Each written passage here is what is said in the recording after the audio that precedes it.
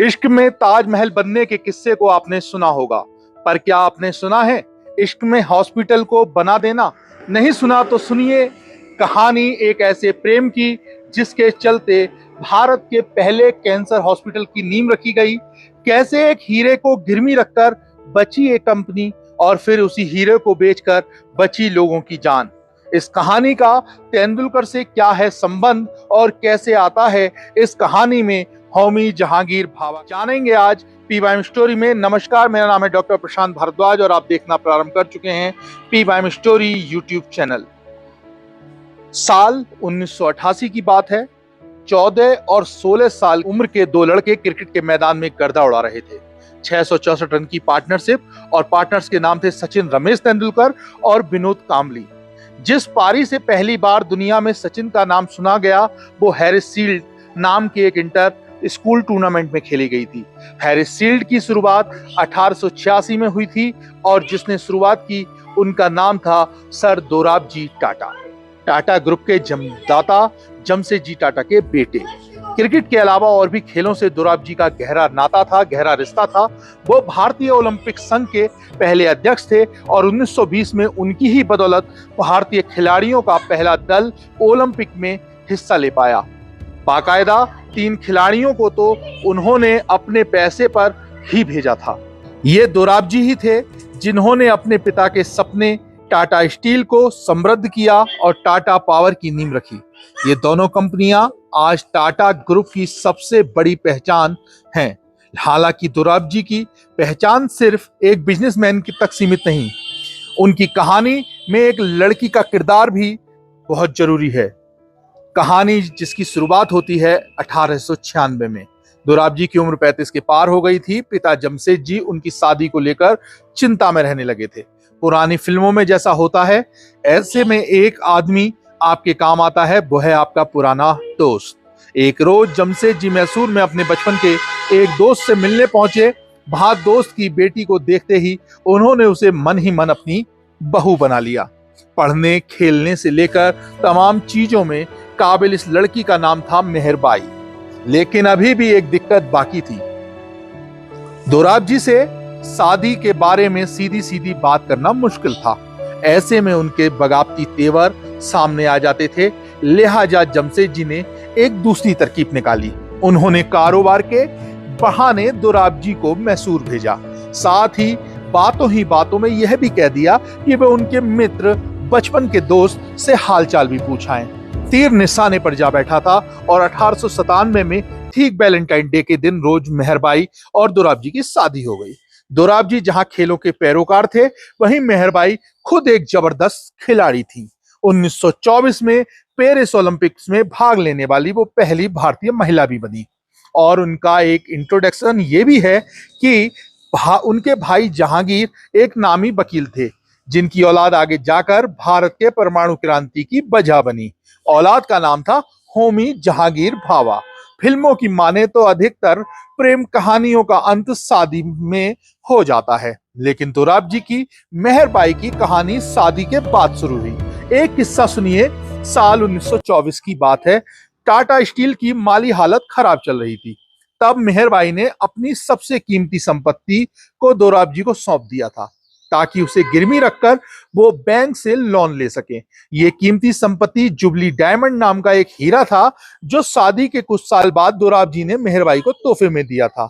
245 carat का यह हीरा London से खरीदा गया था। कोहिनूर से 2 गुना आकार वाले इस हीरे की कीमत 1 करोड़ रुपए से ऊपर थी। कंपनी की हालत जब सुधरने लगी तो दोराबजी ने उसे वापस हासिल कर लिया, लेकिन किस्मत ऐसी कि मेहरबाई उसे फिर कभी पहन नहीं पाई। साल 1931 में एक खतरनाक कैंसर से उनकी मौत हो गई। भारत में तब कैंसर असाध्य बीमारी थी, उसका कोई इलाज नहीं था। दुनिया भर में इसके इलाज का तरीका अपने अपने शुरुआती चरणों में ही था। रेडियम से की जाने वाली रेडिएशन थेरेपी कैंसर के इलाज के लिए सबसे ज्यादा इस्तेमाल की जाती थी, लेकिन भारत में सिर्फ 1-2 संस्थान ही थे जो रेडियम पर शोध कर रहे थे।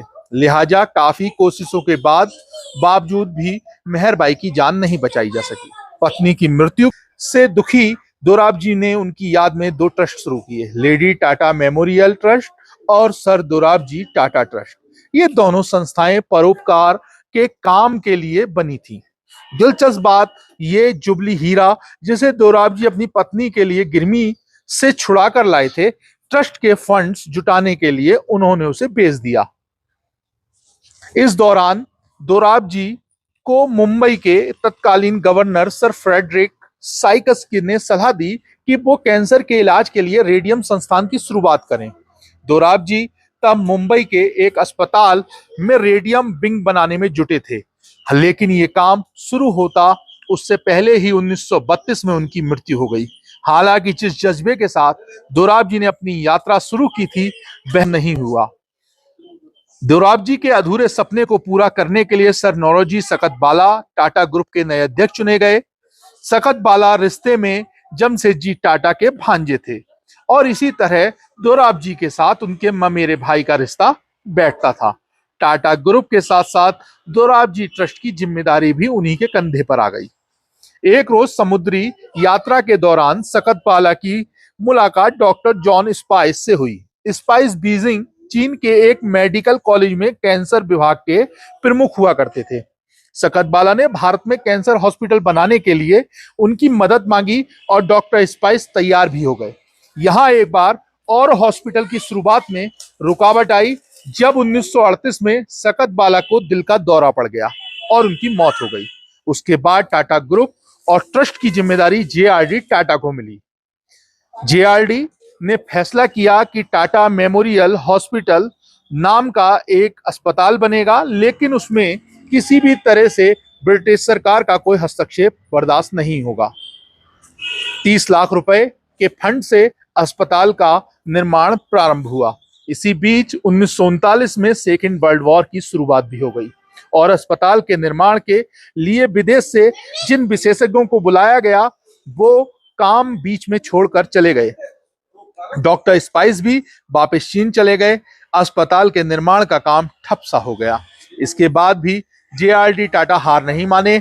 जैसे तैसे कर 2 साल के अंदर उन्होंने अस्पताल का काम पूरा करवाया और फरवरी 1941 में यह बनकर तैयार हो गया। टाटा मेमोरियल सेंटर की 50वीं वर्षगांठ पर समर्पित 1991 का डाक टिकट जारी किया गया। 7 मंजिला इमारत में बना ये अस्पताल तब सभी आधुनिक सुविधाओं से लैस था और भारत ही नहीं बल्कि पूरे एशिया में अपनी एक अलग तरह का पहला कैंसर अस्पताल था। इसका उद्घाटन हुए बम्बे के तत्कालीन गवर्नर सर रोजर रोमले ने कहा था, यह अस्पताल कैंसर के खिलाफ अंतरराष्ट्रीय लड़ाई में भारत का पहला बड़ा योगदान है। इस दशकों तक टाटा मेमोरियल अस्पताल एशिया में कैंसर के इलाज का एकमात्र केंद्र रहा और साल 1952 में यहीं भारतीय कैंसर अनुसंधान केंद्र की शुरुआत हुई। 1957 तक यह अस्पताल टाटा ट्रस्ट के अंदर चलता रहा, लेकिन फिर भारत सरकार ने इसके हेल्थ मिनिस्ट्री के अधीन कर लिया। इस वक्त तक कैंसर के इलाज में रेडिएशन का अधिकाधिक उपयोग होने लगा था। इसलिए 1962 में टाटा मेमोरियल हॉस्पिटल को डिपार्टमेंट ऑफ एटॉमिक एनर्जी को सौंप दिया गया। वर्तमान यानी साल 2023 में भी यह परमाणु ऊर्जा विभाग के तहत ही काम करता है। आज हर साल यहाँ 65,000 से अधिक कैंसर के मरीजों का इलाज होता है और इनमें से 70% से अधिक का इलाज मुफ्त किया जाता है। नमस्कार, ये स्टोरी थी पीवाई स्टोरी की, टाटा को समर्पित, दोराबजी टाटा और उनके प्यार को समर्पित। नमस्कार।